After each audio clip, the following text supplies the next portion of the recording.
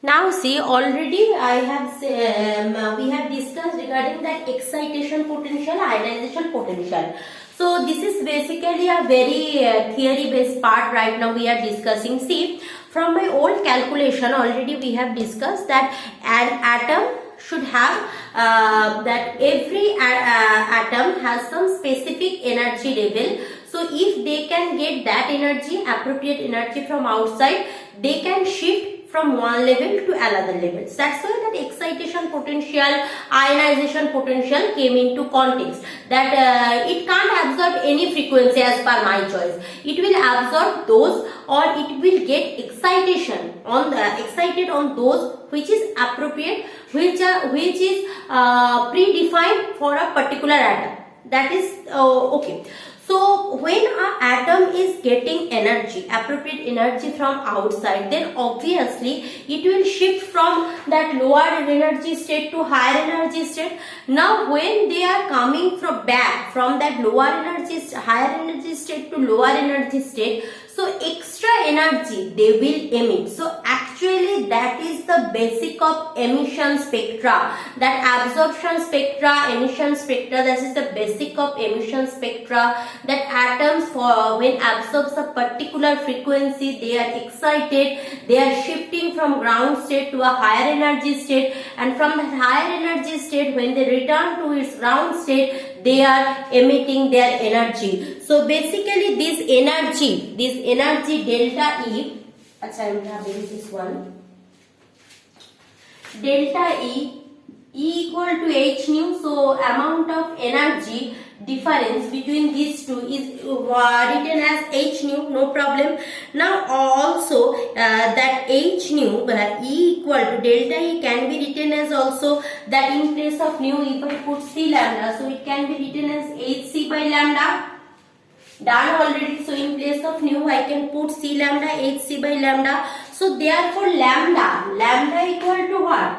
Wavelength of the emission is hc by delta E, means lambda, what lambda you are emitting. A particular light, particular atom will emit red, or particular atom will emit a yellow light. That depends on what? That depends on Planck's constant, speed of light, and the energy difference between the two particular state of the atom. That's very interesting fact. So if I do so with the, if I put everything means that what I am telling, that is delta E in terms of electron volt, delta E in terms of electron volt, and that Planck's constant value, basically Planck's constant value is 6.66.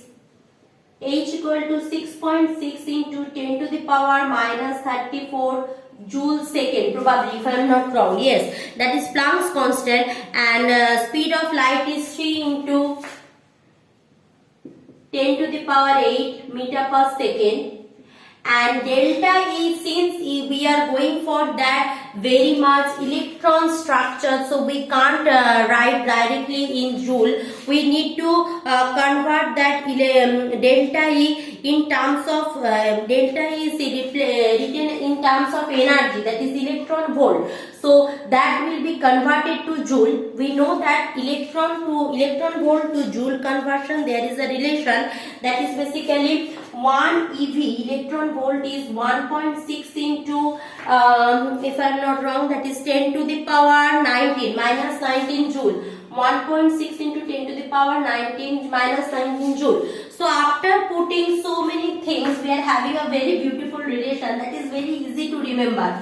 So remember that when you put that lambda, what lambda will be emitted by the atom, that is very beautiful, that is 12375.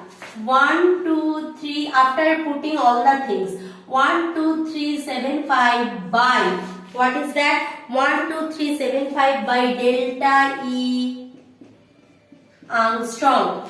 Okay, so that's very interesting. See, this formula delta E, obviously remember that here delta E is in electron volt, Means if we know that what is the energy difference between the two consecutive level of an atom, so obviously we can calculate what should be the emission spectrum for that particular atom. Clear? So by this suppose the transition, we mean suppose transition is from number 1 orbit to 4th orbit. So what should be the wavelength of light? Transition is from suppose transition is happening from 6.67 volt electron volt to 4.87. So what should be the wavelength of the light? We can easily calculate from this. So this is basically that wavelength of emission spectrum. Remember that this is the wavelength for emission spectrum. So for absorption spectrum, what is the theory behind that? So atoms not only emit light, already we know that atoms not only emit light, it is also get light photons of, if it is getting light photon of appropriate frequency or energy, it also absorb them. So sometimes it is not only emit photons, if it gets photons which is appropriate frequency, which is basically comes from that photoelectric effect, so it will absorb that. Okay, so the atoms of the substance absorb photon, and also obviously the consecutive corresponding energy of photon also absorb. So the light emerging from a substance lacks of wavelength corresponding to the photon absorbed by the substance. So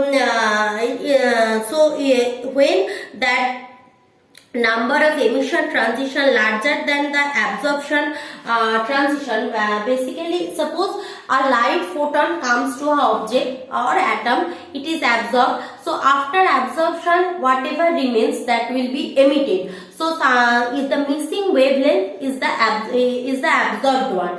Clear? So this is well explained from that emission spectrum and that absorption spectrum. So when that emission spectrum occurs, so that is called emission transition. Similarly, when absorption spectrum there is a lack of wavelength, so that is called absorption transition. So transition might be for both, for absorption also, for emissions also. For emissions, what is happening? For emissions, appropriate energy is absorbing, atom or transit from one state to another state.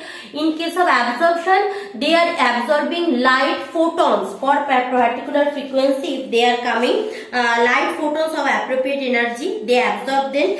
And white light has photons of all energy. So if we pass white light through some transparent substance, then the atoms of the substance absorb the photons. So within the transparent substance might be possible there are atoms, so that atoms can absorb the photons. So remaining part will be emitted. So light emerges from substance lack of wavelength corresponding to photon. So that is explained by that which is absent, that is absorbed by the substance.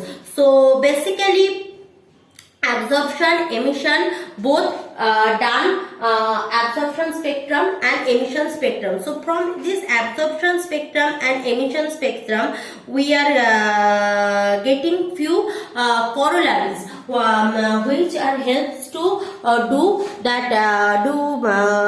which will help us to understand the chapter better. So in my next video, I will start from that corollary which I am getting from that entire discussion of that spectral what we have done throughout that 6 to 7 video.